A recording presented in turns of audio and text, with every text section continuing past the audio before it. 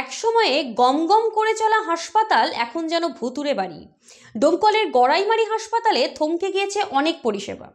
হাসপাতালের চারপাশ ঢেকে গিয়েছে আগাছায়। জঙ্গলে ঢাকা সেই বাড়িতে এক পশলা বৃষ্টি হলেই ছাদ চুঁইয়ে হাসপাতালের ঘরের মেঝেতে পড়ছে জল। অথচ এই হাসপাতালে একসময় থাকতেন নিয়মিত চিকিৎসক, এমনকি রোগীদের জন্য শয্যার ব্যবস্থাও ছিল সেখানে। একসময় সেখানে নিয়মিত থাকতেন চিকিৎসক।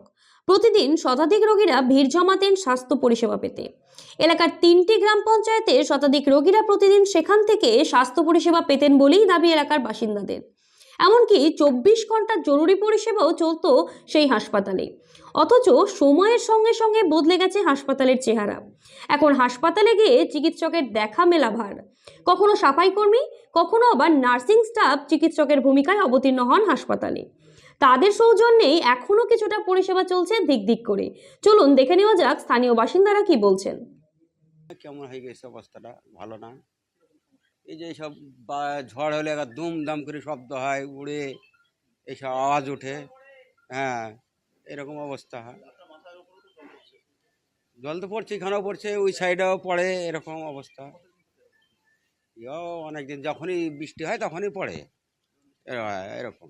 এখানে তো ডোমকল ছাড়া হাসপাতাল নাই। এখানকার হাসপাতালটা আমাদের খুবই প্রয়োজন।